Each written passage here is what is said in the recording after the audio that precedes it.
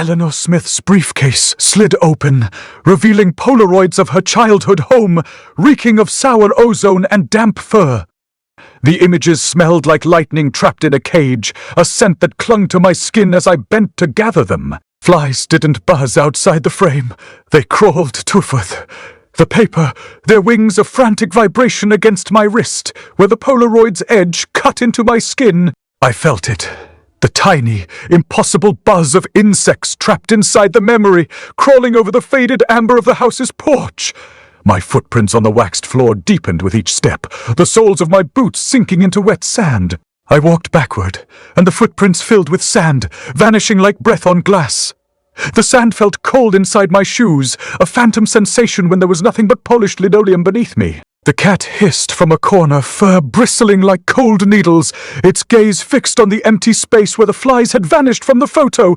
I kicked a casket, the brass handle rattling against the metal lid with a sound like a bone cracking. The morgue stillness shattered, replaced by the distorted hiss of wind pushing through cracks in the old hospital walls. I denied smelling lightning in the photos. The words tasted like ash. The jar of teeth rattled violently then, human teeth, small and yellowed, rattling as if the lie itself had set them to work.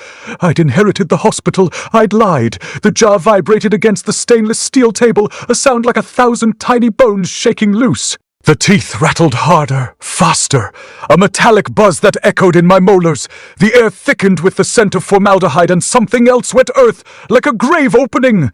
I kicked the casket again, harder this time. The lid clanged, a sharp, discordant sound that made the flies in the Polaroid buzz louder, crawling through the paper. I felt their wings brush my cheek. The jar stopped rattling mid-lie. The sound cut off, leaving only the echo of the casket's clang. The flies inside the photo vanished from my skin. The sand in my shoes was gone. The only sound left was the dry crunch of leaves underfoot. Not the wind, not the flies, crushing dry leaves. The cat hissed again, its fur now seeming to absorb the gloom of the room. I turned toward the door, my hand hovering over the handle, but the jar was silent. The teeth inside were still. The only thing moving was the leaves, crushing under the weight of something unseen. The cat padded toward the empty corner where the flies had been, its steps soundless on the waxed floor, its fur bristling like needles against the silence. I took one step back, and the floor where I'd stood was dry, the sand completely gone. The jar sat on the table, the teeth perfectly still. The sound of crushing dry leaves filled the room, the only sound left. I kicked the casket again, the brass handle protesting with a dull thud that seemed to reverberate through the floor, up through my boots and into my bones. Not a cracking sound, exactly more like a yielding, a subtle shift in the metal as if the thing inside wasn't entirely solid. The scent of the room, already thick with the scent of preserved things, sharpened, became something akin to oiled machinery and turned loam. A scent that clung to the back of my throat. My ankle brushed against something yielding, a soft pressure against the thin wool of my sock fur. Not the sleek, groomed fur of a domestic animal, but something older, needle-like almost. The cat, of course. It hadn't moved from its post in the corner, but its gaze, previously fixed on nothing, now seemed to bore into the space where I'd stood a moment ago, where the flies had briefly materialized in the Polaroid's amber light. The corner itself seemed to shimmer, a heat haze in the otherwise stagnant air. The cat's back arched, the fur rising in a line, and a sound escaped it, not a hiss, not precisely, but a rasping exhale, like air leaking from a punctured bellows. It wasn't directed at me, it was directed at the emptiness.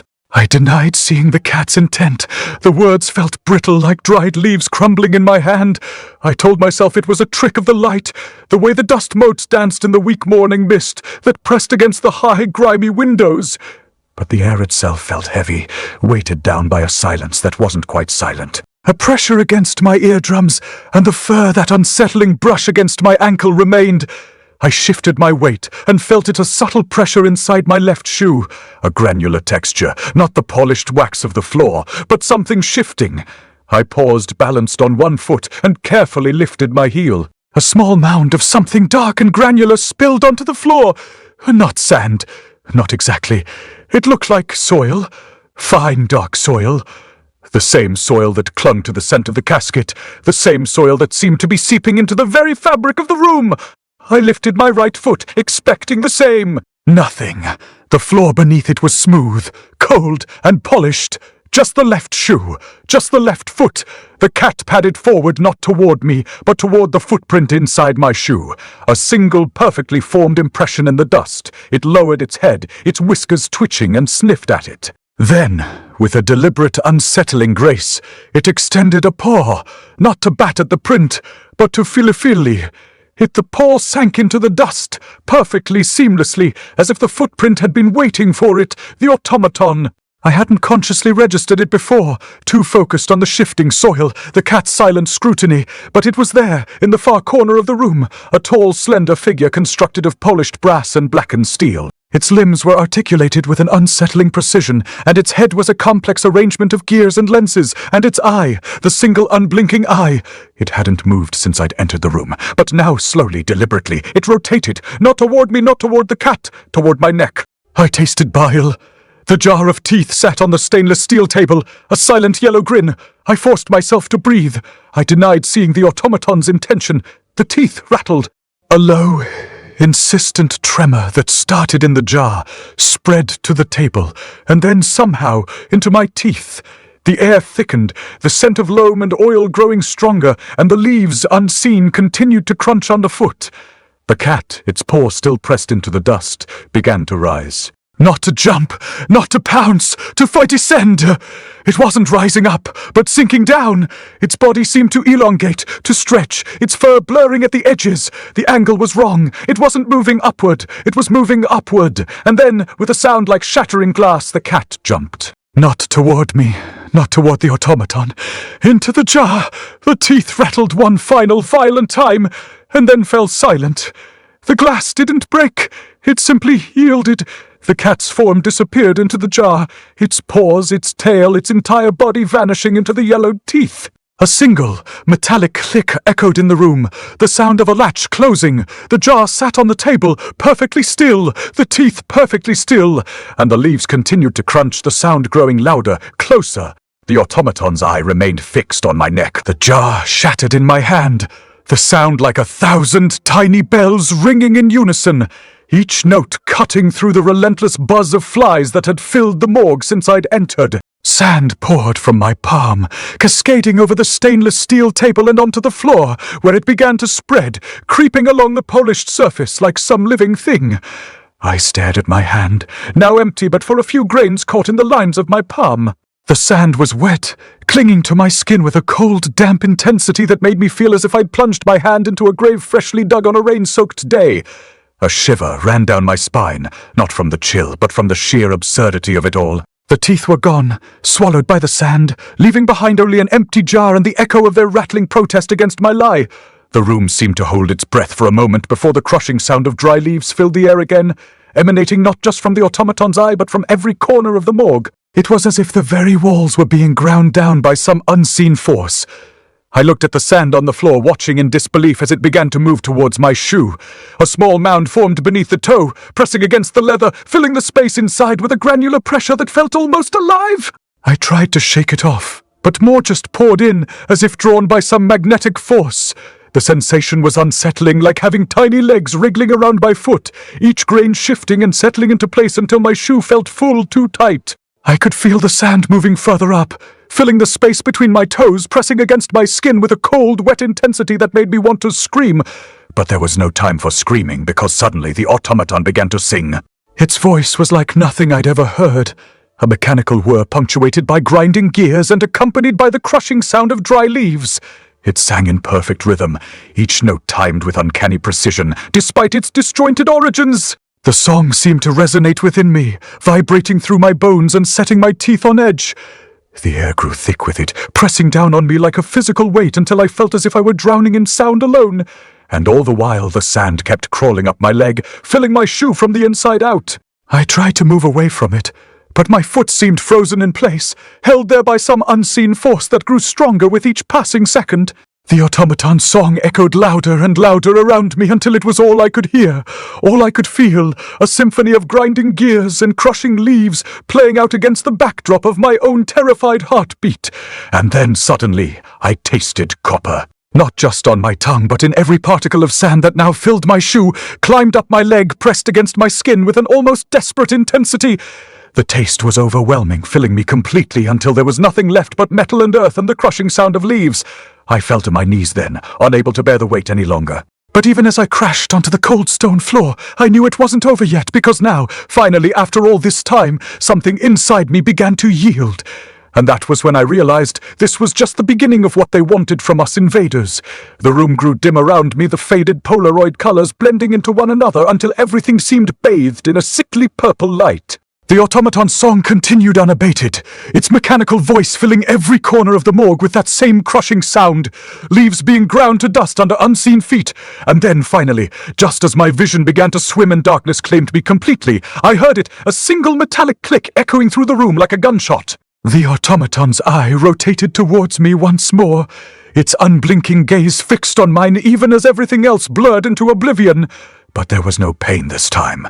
Only that taste of copper and earth filling my mouth, filling my lungs, filling every fiber of my being until I felt like nothing so much as sand myself, shifting, yielding, waiting to be remade in the image of something ancient, alien, alive. The automaton's torso pulsed now, not with the jerky rhythm of gears and springs, but with something organic, a slow, deliberate expansion and contraction beneath the polished brass casing. It wasn't breathing, not exactly. But the movement sent a tremor through the metal frame, a vibration that resonated in the floor beneath my feet and climbed my spine. A low thrumming, like a distant ship's engine, overlaid the grinding of leaves that had become the soundtrack to my unraveling. Its head, a grotesque parody of human form crafted from porcelain and tarnished silver, swiveled, not towards the doorway, not towards the scattered sand, but directly to my neck. The single, unblinking eye shorned, a lens of clouded glasswind, focused on the pulse point there, and the automaton began to hum. A fractured melody, a series of disjointed notes strung together with the rasp of gears and the perpetual sifting of those phantom leaves. It wasn't a song meant for ears, but for something deeper, something within the bone. A creature moved then, a shadow detaching itself from the periphery. It wasn't the automaton's shadow. This one was smaller, more fluid. The animal, a creature of long limbs and fur that felt like the prick of cold needles against my memory, began to lead the way. It didn't meow, didn't hiss, but moved with a deliberate purpose, its body low to the floor, its gaze fixed on a distant point beyond the morgue doors. The air tasted of copper, and something else, something acrid and metallic that clung to the back of my throat. It wasn't blood, though the sensation was similar. It was the taste of old machinery, of things long left to decay, a taste that resonated with the automaton's pulsing rhythm. The corridor stretched before us, a tunnel of faded Polaroids pinned to the walls. Each photograph, bleached and distorted by time, depicted scenes of domesticity, fruity picnics, birthday parties, weddings. What the colors were wrong skewed towards shades of violet and ochre. They felt wrong, as if the memories themselves were tainted, corrupted. The cat moved with a languid grace, its tail flicking like a dropped key. Each step it took seemed to pull me forward against my will, deeper into the labyrinthine passages of the hospital's forgotten wing. The floor beneath my feet was cold, a slick, polished stone that offered no purchase. I stumbled, and a wave of nausea washed over me. The smell of dust and decay grew stronger, mingling with that metallic tang until it was almost unbearable. The automaton followed its gears, grinding a relentless counterpoint to the cat's silent progress. The song, if it could be called that, grew louder, more insistent, vibrating through my bones. I could feel it in my teeth, in the hollow of my chest, a discordant symphony of metal and bone. The walls seemed to breathe, to contract and expand with the rhythm of the automaton's pulse. The faded photographs blurred, their subjects dissolving into indistinct shapes, their smiles twisting into grotesque grimaces. The cat paused before a particularly faded image, hoofed it of a young woman holding a porcelain doll. The doll's eyes, even in the distorted photograph, seemed to follow me, and I felt a prickle of unease. The cat's tail twitched, then slowly, deliberately brushed against the photograph. A section of the wall behind it shimmered, and a doorway materialized, a dark rectangle leading into an even deeper darkness. The automaton extended a hand, a complex arrangement of pistons and gears, towards the opening. It wasn't an invitation, not exactly, more like a directive. The song reached a crescendo, a cacophony of grinding metal and crushing leaves, then abruptly stopped. The silence that followed was more terrifying than any sound. The cat's tail flicked once more, a sharp, decisive movement, and in that silence I understood. This wasn't about finding something. It was about Teventeifandind. In the hollow of my palm, a lie rests like a pebble cold and unyielding. I've become accustomed to its weight, this perpetual deception that has woven itself into the fabric of my existence since inheriting this forsaken hospital wing. But today, it feels heavier, as if the very air around me is pressing down, conspiring against me. The automaton's gears grind in harmony with the flies buzzing inside their glass prison. The sound is a symphony of discordance, each note designed to grate on my nerves, to burrow under my skin and claw at my sanity. I can feel it resonating within me, this cacophony vibrating through my bones like some perverse lullaby. The drawer before me, once filled with the remnants of lives now forgotten, gapes open like a wound. The automaton's metal hand, its fingers an intricate dance of pistons and gears, reaches inside. There is no hesitation in its movement, none of the trepidation that plagues my own limbs. It knows what it seeks. I am merely its pawn. A copper tang fills my mouth as the drawer is dismantled, piece by meticulous piece. The taste coats my tongue, clings to my teeth like rust. It is not blood, but something ancient and malevolent, a flavor that seems to seep from the very walls of this place. I swallow hard, trying to dislodge it, but it sticks fast. Another layer added to my lie. No rattling comes from the jar in response to my falsehood. Instead, there is a whispering shuffle, like sand through an hourglass. But when I look down at my shoes, they're untouched by grit or grain. The sensation persists nonetheless, insistent and unsettling, as if the very air around me is filling with tiny particles of glass. A shadow detaches itself from one corner of the morgue, a familiar form that sends a shiver down my spine despite its feline grace. It is not hissing today. Instead, it regards me with an almost human curiosity, tail twitching like a metronome set to tempo furioso. Its fur feels cold against my memory, each strand prickling like the bite of winter frost. The cat leads us deeper into the labyrinthine passages of this forgotten wing. The walls here are lined with faded Polaroids, their colors leached away by time until they resemble nothing so much as bruises on the skin of history. Each photograph depicts scenes of domesticity gone wrong, picnics where shadows loom too large, birthday parties ruined by smiles that seem more like grimaces. The corridor stretches out before us, a tunnel hewn from bone and memory. The floor is slick with condensation, each step echoing through the silence like gunshots in a cathedral. I stumble, my foot catching on something unseen. A wave of nausea washes over me as I realize that it is not just water underfoot but sand, sifting into the cracks between tiles, filling them inch by insidious inch. The metallic rasp of fur against photograph breaks through the grinding symphony of leaves and gears. The cat has paused before an image, a young woman holding out a porcelain doll with eyes that seem to follow me even in their distorted state. Behind it, something shimmers into existence, a doorway leading deeper still into this place beyond time. The automaton extends its hand towards the opening, not inviting but commanding. The song reaches its crescendo then, an unearthly wail of metal and bone that seems to resonate within my very soul. It stops abruptly, leaving behind a silence so profound it feels like being buried alive. In this void, I hear something else. A faint rattling from inside my pocket. I reach into the depths of my coat, fingers brushing against fabric until they close around the cool glass of a jar. My heart pounds in my chest as I withdraw it, watching as grains of sand pour out through the open lid and onto the floor at our feet. Then something else emerges. Teeth, human teeth yellowed with age or decay, spilling forth like some macabre rosary. They're not just any teeth, they're mine. Each one fits perfectly against my tongue, their shapes familiar as old friends despite being long gone from my mouth, and there, nestled amongst them, is a molar still glistening red with blood. The jar rattles again in agreement to this silent confirmation of truth. It is full now, not just with sand, but also with the remnants of me. A chill runs down my spine as I understand whatever lies beyond that door. It knows me intimately. And perhaps in some twisted way we are kin. The grit shifts under my weight with each step. Not the coarse rasp of stone or wood, but the fine unsettling slide of, well, sand. It fills the hollow of my heel, the space between my sock and shoe, a granular intrusion. It shouldn't be here. The floors of this wing are waxed, polished to a dull sheen by generations of hurried footsteps, not sculpted by the unseen hand of a beach. The sensation crawls up my spine, a prickling awareness that the ground itself is betraying me. The automaton doesn't register it, of course.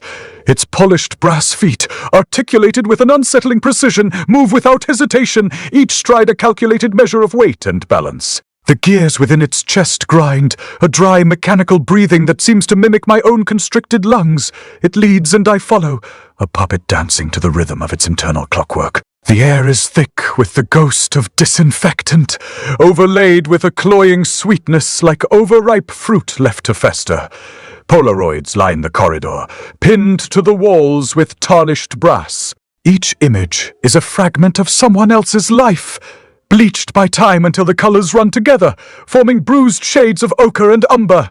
A picnic, the figures blurred and indistinct. A child's birthday, the cake a smeared, sickly hue. They are not comforting scenes, but fractured glimpses of joy poisoned by the past. The automaton pauses before each one, its head tilting slightly, as if assessing the damage.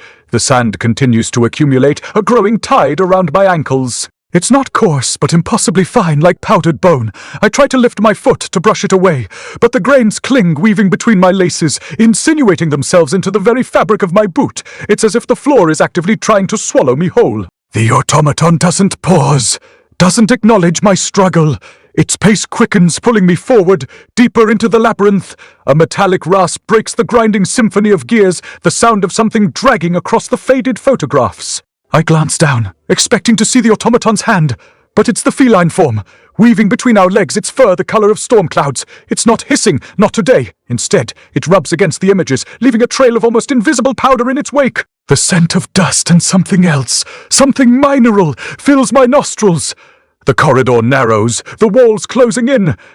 The sand is now a tangible layer underfoot, a shifting carpet that muffles every sound. I stumble, my foot catching on something unseen, and a wave of nausea washes over me. It's not just water underfoot, but a granular consistency, filling the cracks between the tiles, inch by insidious inch. The sensation of being buried alive presses in on me. Then I see it. A miniature replica of the house I grew up in, nestled between two particularly faded Polaroids. It's almost perfect, a meticulous reproduction of the Victorian facade, the gabled roof, the overgrown garden, but there's a difference.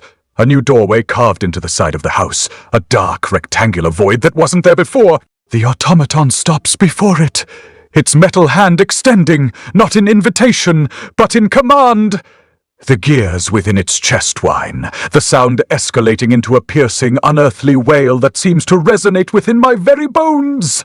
It stops abruptly, leaving behind a silence so profound it feels like being submerged in velvet. In this void, I hear a faint clicking, a delicate mechanism engaging. The miniature door swings open, revealing not the interior of a dollhouse, but an absolute darkness, a void that seems to absorb all light and sound. The automaton's hand presses against my back, urging me forward. The sand, now ankle-deep, swirls around my feet, pulling me toward the opening. I can feel the wood of the miniature house beneath my palm, and it doesn't feel like wood at all. It's warm, strangely yielding, like sun-bleached bone. I hesitate, a tremor running through my limbs. This isn't just a doorway. It's a threshold, a boundary between worlds. And I, it seems, am expected to cross it. My fingers tighten around the frame, the bone like wood groaning under my weight. The automaton doesn't wait, it pushes. The miniature door clicks shut behind me. The door's edge yielded beneath my palm like a wound parting skin. No resistance, only a sickening give, as though the wood itself were not wood at all, but something far older, far more patient. My fingers sank into the frame, and the sensation was not of pressing against grain or splinters, but of fingers buried in the loose, granular substance of a sun-bleached corpse. The material gave way in slow, deliberate increments, as if the house were exhaling itself into my touch. A fine, chalky residue dusted my knuckles, and when I drew my hand back, the powder clung to my skin like the afterimage of a dream. Silence did not fill the space beyond. It was the space. Not the absence of sound, but a presence so dense it had weight, a physical thing that pressed against my ears, my throat, my lungs. The automaton's gears had fallen silent the moment the door opened, as though even its mechanical breath dared not disturb the equilibrium. The only intrusion was the sound of my own pulse. A dull, insistent thud that seemed to vibrate through the air itself. A low-frequency hum that made my teeth ache. It wasn't silence that greeted me. It was the sound of silence breathing. The miniature attic was not an attic at all. The walls were not walls, but layers of something translucent, like the petrified remains of a bubble, each stratum holding faint, shifting hues, ochre bleeding into sepia, then a sickly bruise of faded magenta that dissolved into the next before my eyes could fix on it. The light did not come from above. It came from within.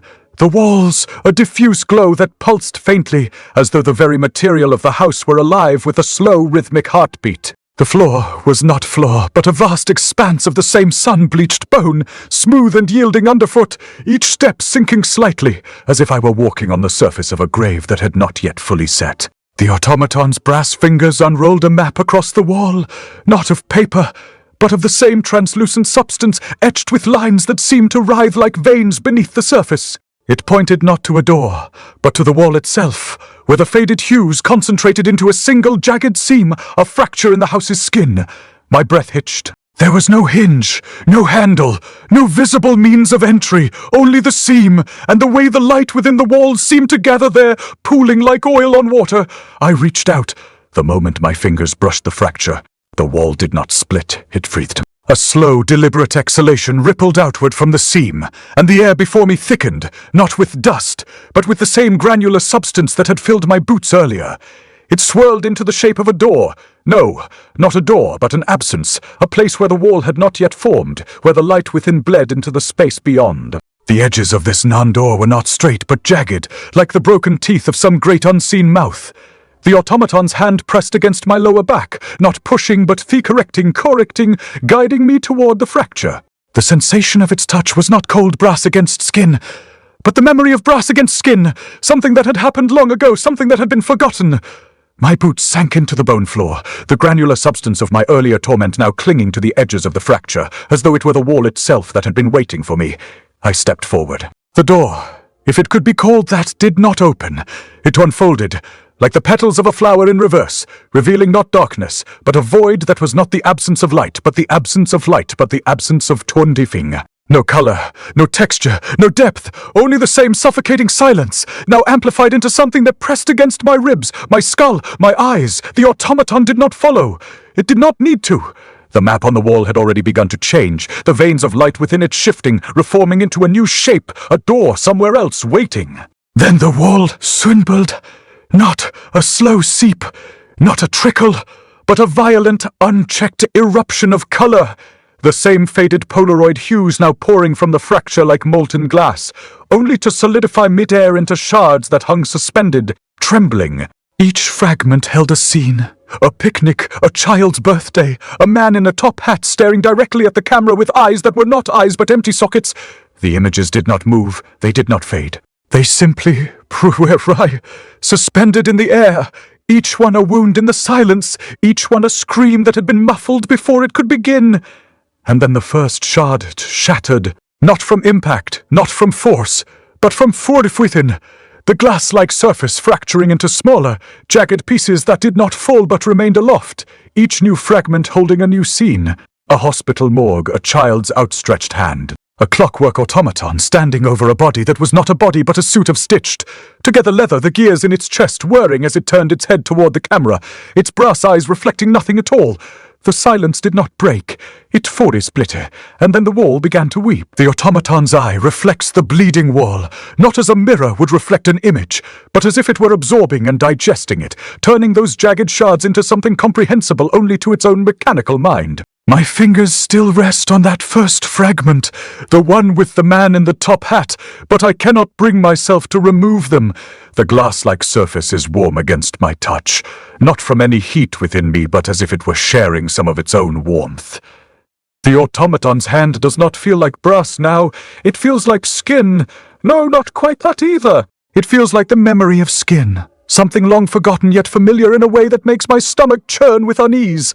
Its fingers close around mine, not tightly but firmly, an inevitability rather than a choice. You are not the heir. Its voice rasps, dry leaves crunching underfoot as it speaks. The sound is too loud, too harsh for this place of silence and muffled hues.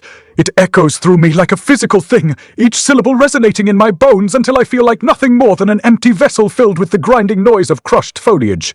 The automaton's grip changes, becomes insistent, rather than inevitable as it tries to pull my fingers away from the fragment. But I resist. Some part of me refuses to let go, even as another part screams at me to run, to flee this place that feels less like a house and more like a trap with every passing moment. My knuckles begin to ache, not from pressure but from something else, a sensation that starts deep within my bones and spreads outward like the tendrils of some unseen force. It is as if I've plunged my hand into a nest of tiny, venomous creatures, each one injecting its poison directly into my bloodstream until all I can feel is fire. But still, I don't let go. The automaton's grip changes again.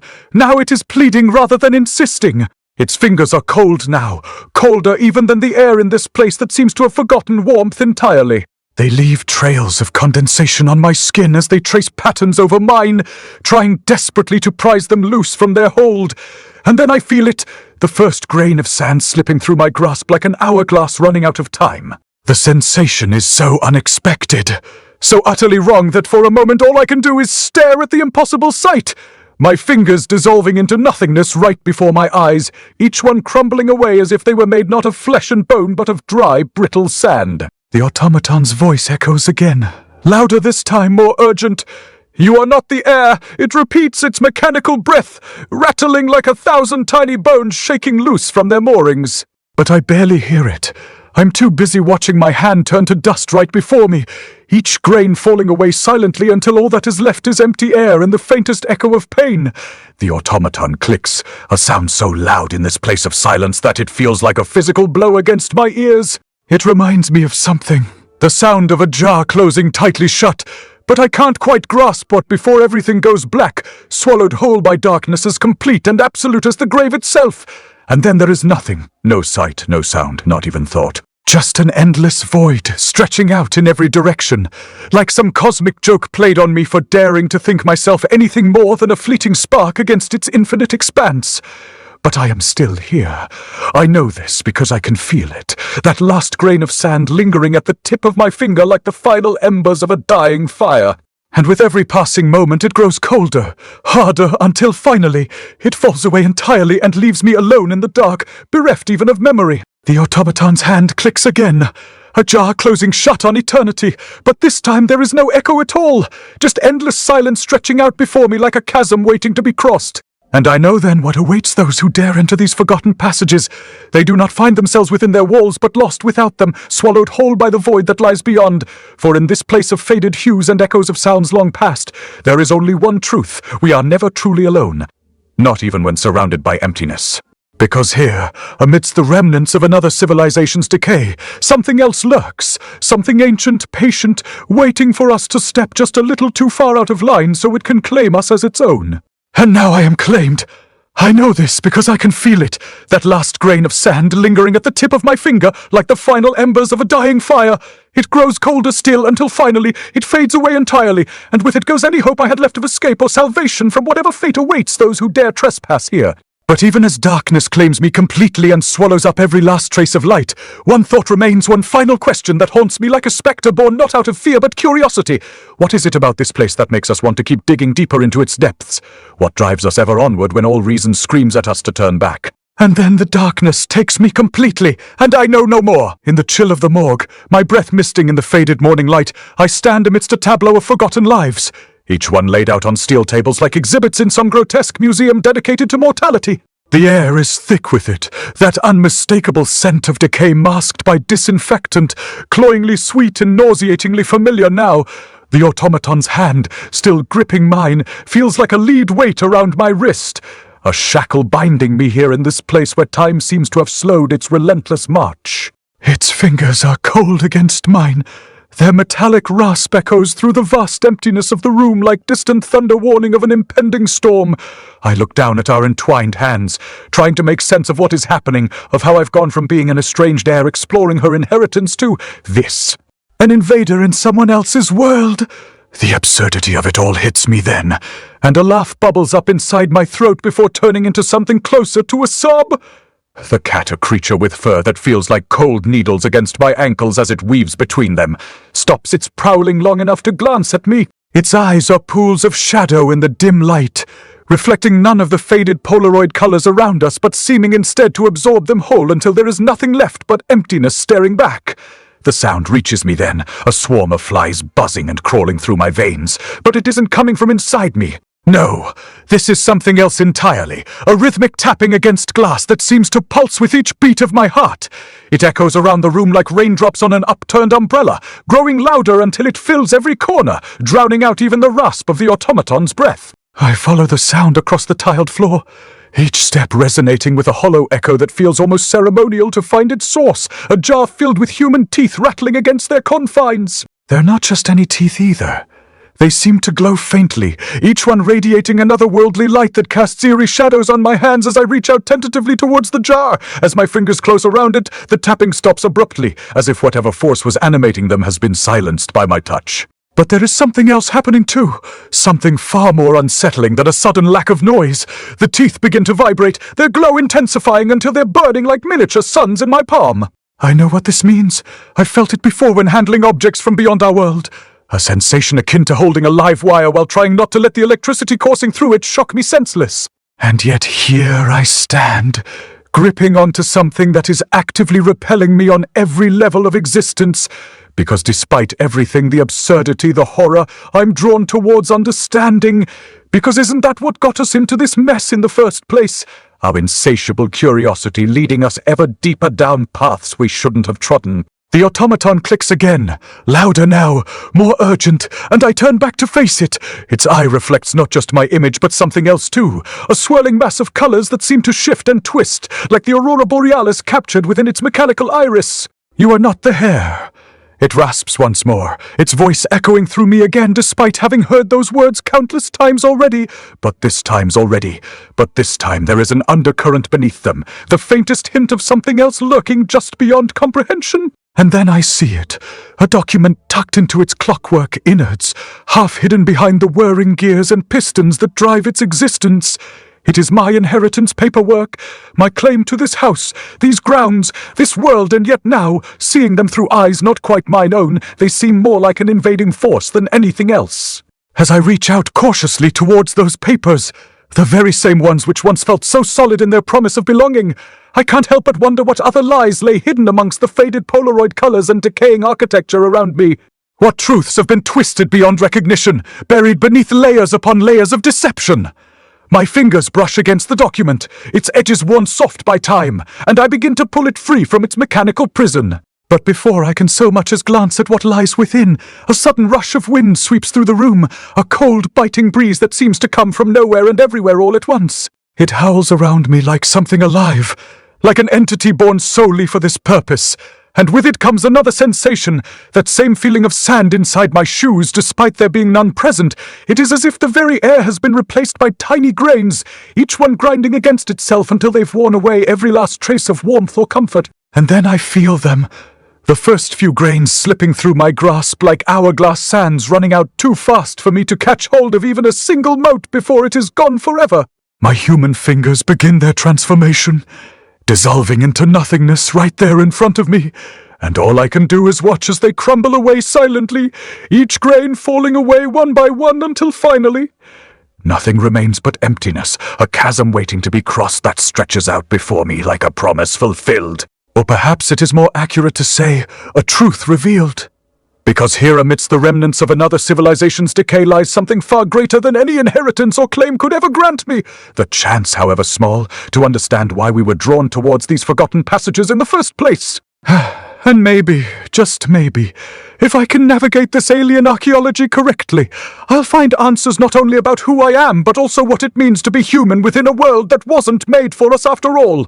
But even as hope sparks briefly like static electricity against my skin, a fleeting beacon amidst the encroaching darkness, I know there is no turning back now. No matter how absurd or terrifying this journey becomes, one thing remains clear: I must keep digging deeper into these depths, for within them lies not just knowledge but power too, and perhaps even redemption from whatever fate awaits those who dare trespass here.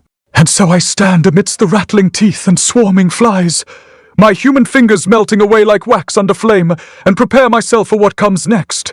For there is no going back now, only forward, ever onward, into the unknown, into the darkness. The small bones inside my breast cavity shatter against my ribs with a sound like brittle twigs snapping underfoot. I feel the vibration deep within my core, not heard but swiftly lived, a physical counterpoint to the hollow echo of my own failing heartbeat. My fingers dissolve into the floor, leaving behind only the faintest trace of needle fur scraping against my skin where the cat licks the last grains from my dissolving fingertips. It doesn't purr, it just works, needle fur rasping against the grinding of sand that isn't there. The sensation is like tiny shards of glass being dragged across raw nerve endings.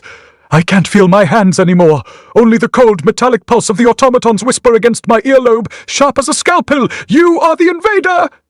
The sound isn't words. It's the shattering of dry leaves underfoot in a forgotten forest. Each crinkle a tiny death. The automaton's voice is not its own. It's the sound of 1,000 brittle stems snapping in slow motion, carried on a wind that doesn't exist. Its clockwork hand, still gripping my wrist, clicks with a dry metallic rasp that matches the rhythm of the bones inside me. Shatter, shatter, shatter, shatter. I try to pull away, but the automaton's grip is iron. Its eye, where it should be a lens, swirls with the faded colors of a Polaroid long forgotten, the hues bleeding into one another until they're just a blur of nothing. I see my own reflection in it, but distorted, stretched like wet paper. The automaton leans closer, its breath a sound like old hinges groaning. You are the invader! The bones inside me vibrate harder now, not rattling but shoe-growing. They pulse with a light so faint it's almost invisible, a pale glow that casts no shadow, only a deeper darkness around it. I feel them shifting, rearranging themselves inside my chest cavity. Each movement sends a wave of cold through my dissolving body, a cold that isn't cold at all but the absence of warmth, like stepping into a room where the heat has been siphoned away. The cat stops licking. It lifts its head, eyes reflecting nothing but the void where my hands used to be. Then it turns and vanishes into the shadows between the steel tables, leaving only the faintest trace of needle fur on the tiles. The automaton's whispering stops. The dry leaves stop cracking. For a single, impossible moment, the morgue is silent. Not the absence of sound, no, that's not silence. This is the thick, heavy silence of something vast and waiting, pressing in from all sides like a physical force. It fills my lungs, my ears, my empty sockets where my eyes once were. It's the silence of the grave. But not the grave itself. This silence is the furty shape of the grave, and then it thickens. Not a sound, but a deepening, a slow viscous darkening that seeps into the very air. It's the sound of something ending not with a bang, but with a quiet, inevitable settling. My final breath catches in the silence, the last gasp of a world dissolving into the void.